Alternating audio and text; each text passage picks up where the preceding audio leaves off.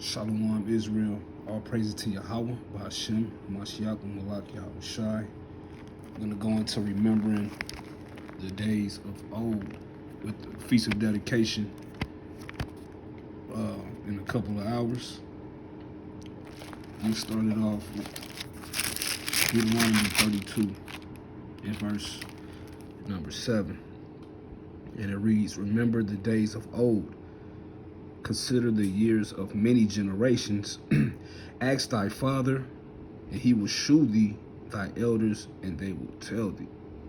So we have to remember the days of old. We have to remember the customs that our forefathers kept.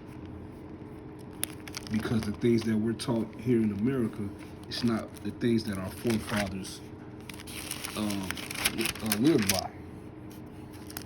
We kept the commandments of the Lord, and we celebrated the high holy days that the Lord gave us. And we have to remember the days of old. We have to remember the high holy days and the things that our forefathers did. Our forefathers didn't celebrate Christmas. Our forefathers didn't celebrate Thanksgiving and New Year's and these other pagan holidays. So we have the Feast of Dedication coming up, and that's one of the high holy days that our forefathers kept, and we have to remember that, and we have to keep that. This is Psalm 77 and verse number 5. It reads, lift not your horn on high." Hold on, Salaki. Psalm 76. Psalm 77 and 5. It reads, "I have considered the days of old,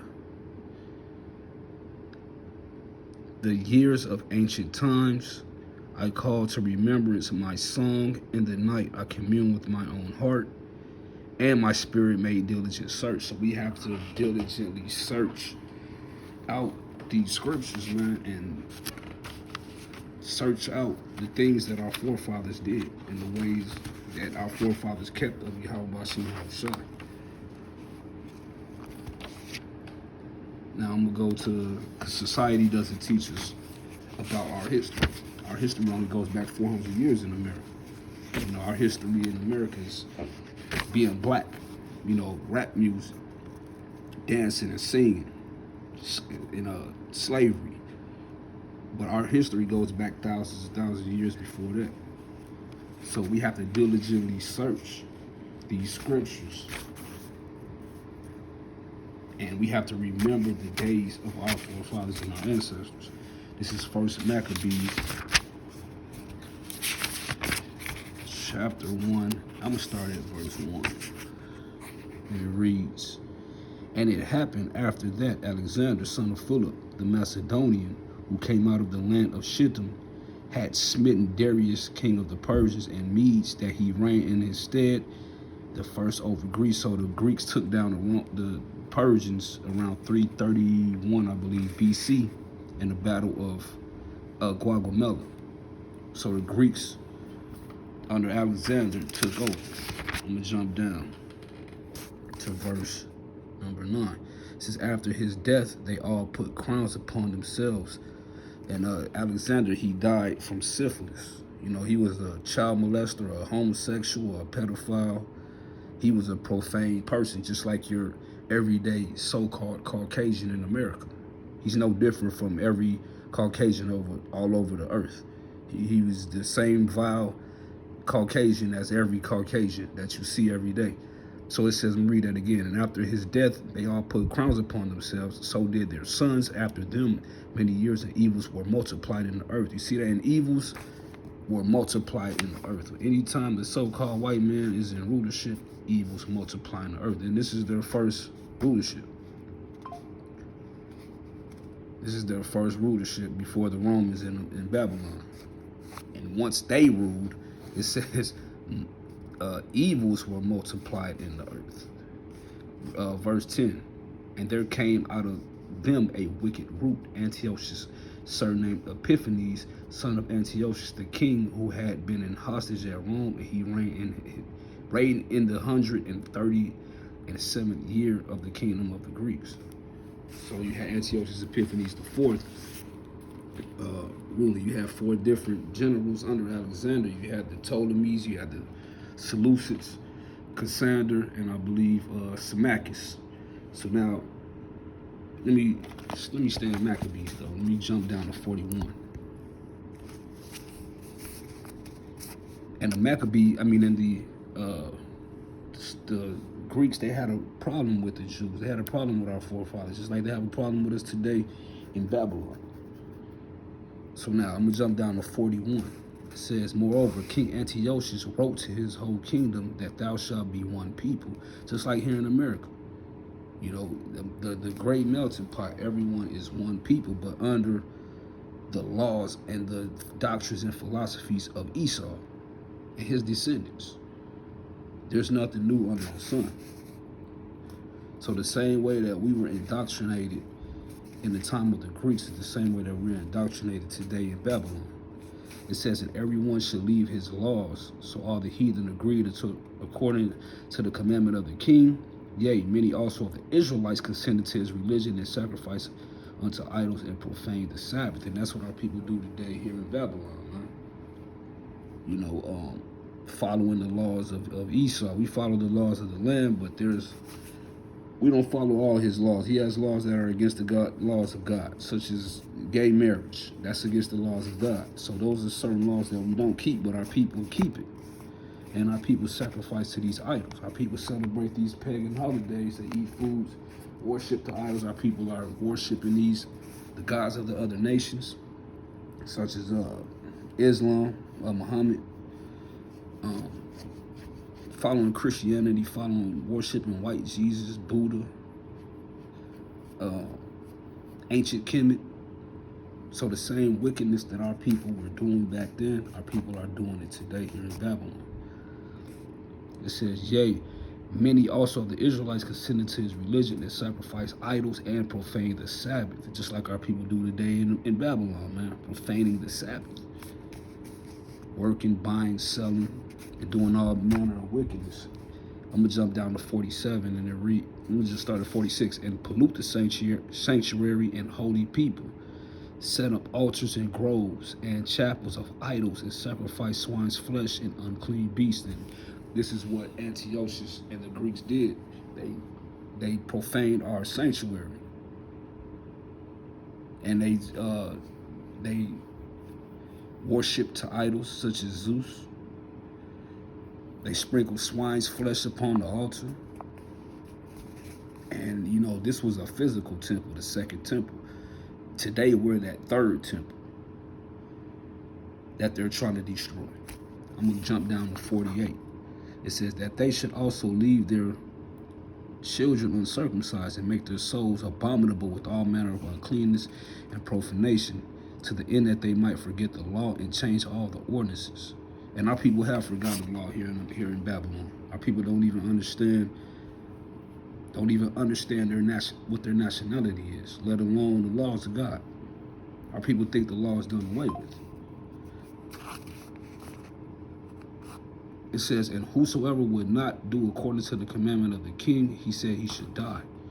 We jump down to 52. It says, then many of the people were gathered unto them, to wit, everyone that forsook the law, and so they committed evils in the land. And our people do that today. Forsake the laws of God here in Babylon. Jump down to 54. Now the 15th day of the month, Caslu, is the 140th and 5th year. They set up the abomination of desolation upon the altar and builded idols. Salakia, and builded idol altars throughout the cities of Judah on every side. I'm gonna jump down to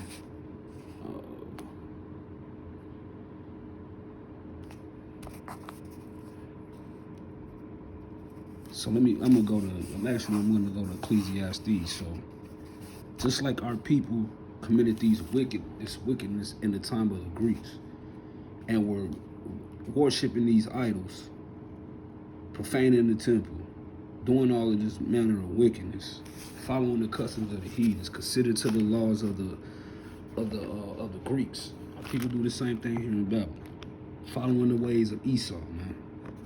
following his customs, eating his food, eating his pork, his shrimp, crab, and his lobster, celebrating his Christmas, celebrating his Easter, celebrating his New Year's. These are things that got us in the situation that we're in now as a people. You know, bad things happen when we sin against our God. So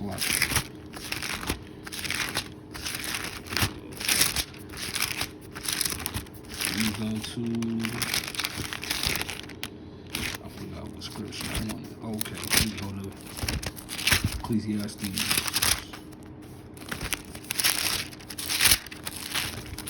We go to Ecclesiastes, so chapter 1.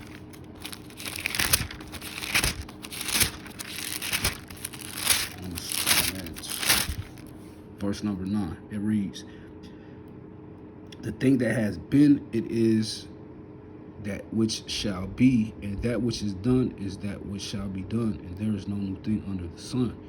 So there's no new thing under the sun. So the same wickedness you see happening in ancient Egypt, Assyria, Babylon, Persia, Greece, Rome, it's the same wickedness that you see today here in Babylon, right? There's nothing new under the sun.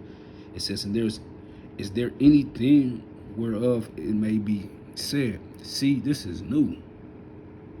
It hath been already of old time, which was before us.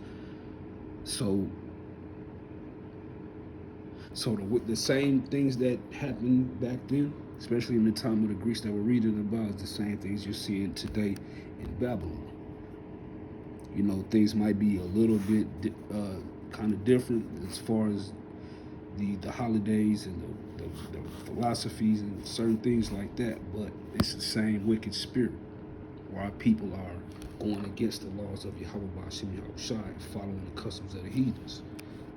We go back to First Maccabees, we go to the second chapter, and we start at 1, 2 and 1. Second Maccabees, chapter 2 and verse number 1. It reads, "In those days arose Mattathias, the son of John, the son of Simeon, a priest of the sons of Jareb from Jerusalem, and dwelt in Modin, and had 5 sons, Johanan called Caddis, Simon called Thassi, Judas, who was called Maccabeus, Eleazar called Everon, and Jonathan, whose surname was Apphus.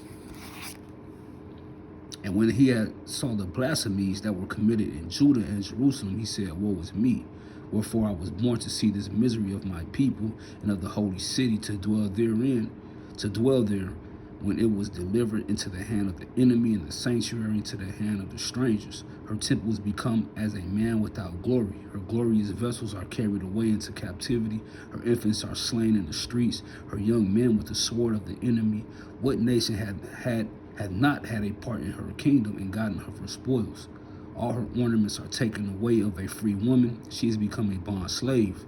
And behold, our sanctuary, even our beauty and glory, is laid waste, and the Gentiles have profaned it. To what end thereof? Therefore, Salakias, shall we live any longer? So the Mattathias and his sons in the Maccabees, man, they were furious about the state of our people, man.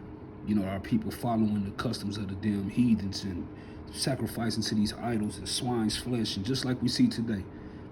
It's only a few Israelites that have the same spirit as the Maccabees, and we feel the same way that the Maccabees felt when we see our people out here in Babylon and all over the earth following the customs of these heathens. We see the same abominations that they see back then. It's nothing new under the sun. You know, it hurts us to see our people down like this. It hurts us to see our people out here getting ready for Christmas. Getting ready for them, celebrating Thanksgiving, celebrating the genocide of your own people. You know, it hurts us to see that. This is not an easy job, coming to doing this work. Because our people are completely destroyed, man. And this is hard work, man. But it's worth it. This is 1 John. Hold on, Salaki. Let me keep going, though. I'm going to jump down to 15. I'm going to read up to 22. It says, in the meanwhile, the king's officers, such as compelled the people to revolt, and came unto the city Modin to make them sacrifice. And when many of Israel came unto them, Mattathias also and his sons came together. Then answered the king's officers and said to Mattathias on this wise, Thou art a ruler and an honorable and great man in this city, and strengthened with sons and brethren. Now therefore come thou first and fulfill the king's commandments. So they're trying to get Mattathias and his sons to bow down to them, just like most of our people have done. And and that's what Esau is going to be doing in these last days. That's what he's doing now. You have a lot of Israelites right now that are conforming to the commandments of the king, teaching lies, teaching salvations for all nations, teaching the things of Christianity, and amongst other wickedness, man. Getting down with this beast, getting down with Esau. It says, now therefore come thou first and fulfill the king's commandment, like as all the heathen have done, yea, and the men of Judah also, and such as remain at Jerusalem. So shalt thou in thy house be in the number of the king's friends. So he's trying to get Mattathias to sell out and give him a good name if he bows down and sells out. It says, and thou and thy children shall be honored with silver and gold and many rewards. So he tried to bribe Mattathias into bowing and worshiping their gods and forsaking the laws of Yahweh Bashim Yahushua. Let's see what Mattathias did. And this is the spirit that we need to be in. Verse 19, then Mattathias answered and spake with a loud voice, thou, all the nations that are under the king's dominion, obey him, and fell away, every one from the religion of their fathers, and give consent to his commandments. Yet will I and my sons and my brethren walk in the covenant of our fathers. And that's the same mind state that we have, the same spirit that we have to have. We have to walk in the covenant of our fathers. We have to remember the days of old. We have to keep these commandments. It says, God forbid that we should forsake the law and the ordinances. And our people don't have that mind state now. It's only a small number, which are the brothers and the sisters that you see out there constantly doing the work on the byways and highways, waking up the 12 tribes of Israel. It says, we will not hearken to the king's words to go from our religion either on the right hand or the left. So we will not hearken to Babylon. We will not bow down to this system. We will not celebrate the genocide of our people. We will not celebrate Christmas. We will not eat the unclean foods of this place. You have to forsake this place. I'm going to go to 1 John 2 and 15. It says, love not the world, neither the things that are in the world. If any man love the world, the love of the Father is not in him. For all that is in the world, that's good. So the Lord said, love not the world, neither the things that are in the world. Right? And that's the same spirit that the Maccabees had. Man. They didn't give a damn about, having a name and gold and silver that the Antiochus Epiphanes and the Greeks tried to bribe them with, man. We have to have that same spirit. We got to be willing to die for this thing. We don't give a damn about thriving in this society when the Lord's going to destroy this place. This is James 4 and verse number 4. It reads, ye adulterers and adulterous sisters, know ye not that the friendship of the world is enmity with God? Whosoever therefore would be a friend of the world is the enemy of God. So if you bow down to the society, you're an enemy of God, man. If the Maccabees would have bowed to those Greeks, they would have been an enemy of Yahweh Bashim Yahushua. Right? So when you bow to this damn system, and you bow to the gods of these other nations and the customs and philosophies of these other nations, you're essentially an enemy of Yahweh Bashim Yahushua. And the last time I checked, the Lord said, bring my enemies hither, that I should reign over them and slay them before me. The Lord's going to kill you. This is Matthew 19, I'm going to start at verse number 27. It says, then answered Peter and said unto him, behold, we have forsaken all. Salakia. Then answered Peter and said unto him, Behold, we have forsaken all and followed thee. That Salakia. Then answered Peter and said unto him, Behold, we have forsaken all and followed thee. What shall we have therefore? So Peter said, Hey, we've given up everything. You know, what is our reward for following you, Yahushua?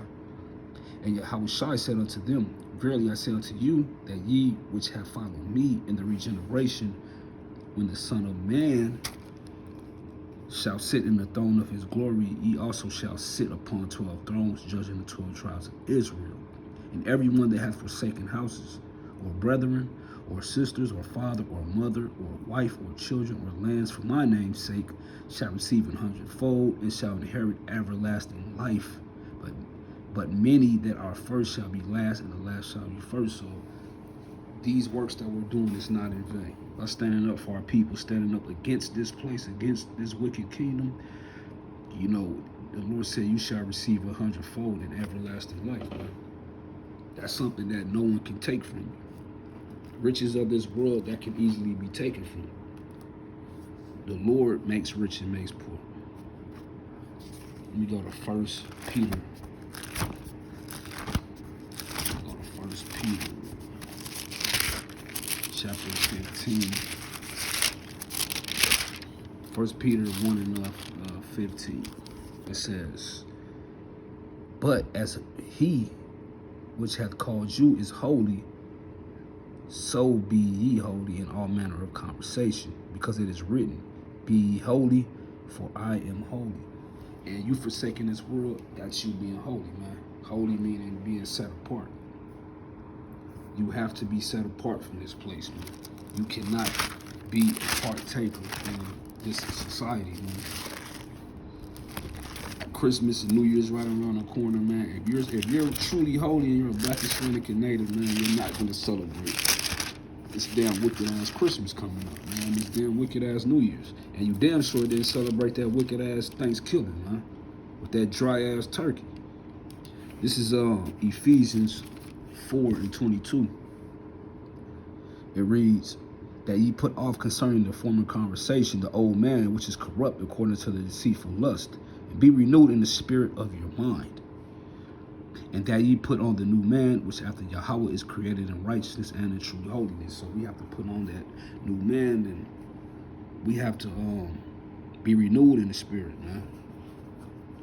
We can't do the things that we did growing up as children.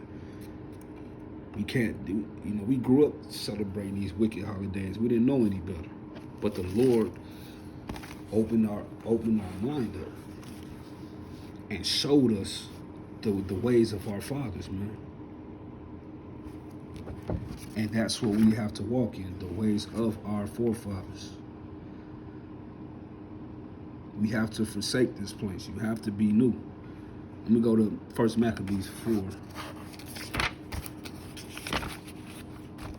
And I'm going to start at 41. It reads, Then Judas appointed certain men to fight against those that were in the fortress until he had cleansed the sanctuary. So this is after the Maccabees took down the Seleucid Empire, took down Gorgias in the Greek army, right?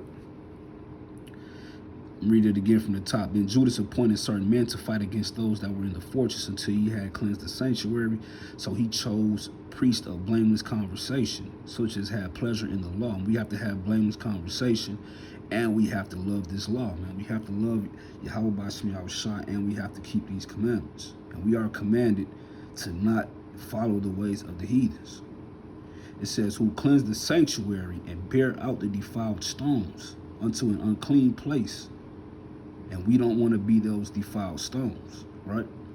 Because we are that temple. We are the third temple.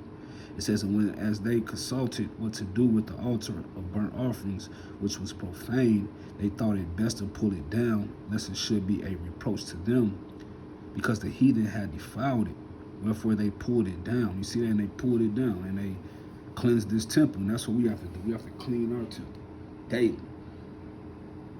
Staying away from these unclean foods, staying away from these idols, staying away from the ways of Babylon, making sure that our temple is clean, and rededicating ourselves to the Lord every day. Having that new spirit, that new mind. It says, and laid up the stones in Mount. Let me see. And laid up the stones in mountains and of the temple. Let me see. I think I might want to jump down. I'm gonna jump down to 54. It reads.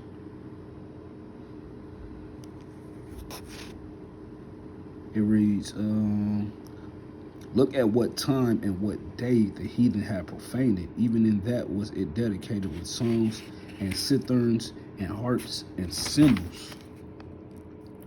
Then all the people fell upon their faces, worshiping and praising the God of heaven, who had given them good success. And so they kept the dedication of the altar 8 days, and offered burnt offerings with gladness, and sacrificed the sacrifice of deliverance and praise. They decked also the forefront of the temple with crowns of gold, and with shields and gates in the chambers they renewed, and hanged doors upon them. Thus was there very great gladness among the people, for that the reproach of the heathen was put away. Moreover, Judas and his brethren with the whole congregation of Israel ordained that the days of the dedication of the altar should be kept in their seasons from year to year by the space of 8 days, from the 25th day of the month Caslu, with mirth and gladness, which is the 9th month, which is the month that we're in now. So we got to keep this feast of dedication for 8 days in mirth and in gladness, and in tribute and dedication of our forefathers. I'm going to go to Deuteronomy 32:7 again before I close. This is Deuteronomy 32:7 again. It says, remember the days of old, consider the years of many generations.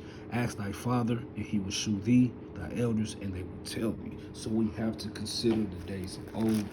We have to remember the ways of our God, the laws, and our forefathers.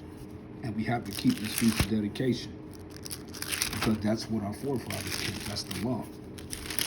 This is my last scripture. This is Malachi 4:4. For behold, the day cometh that shall burn as an oven, and all the proud, yea, and all that do wickedly shall be stubble, and the day that cometh shall burn them up, saith the Lord of hosts, that it shall leave them neither root nor branch.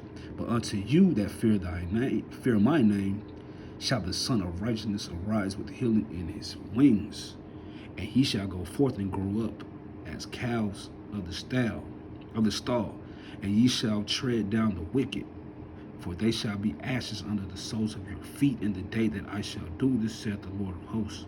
Remember ye the law of Moses, my servant, which I commanded unto him in Horeb for all Israel, with the statutes and with the judgments. So, got the Feast of Dedication tonight at sundown. Keep it in gladness and in mirth and in righteousness. Forsake this world. Death to Christmas, death to Babylon. All praises to Yahweh, Bahashem, Hamashiach, Malak Yahushai, Kum Yasharala, Shalom.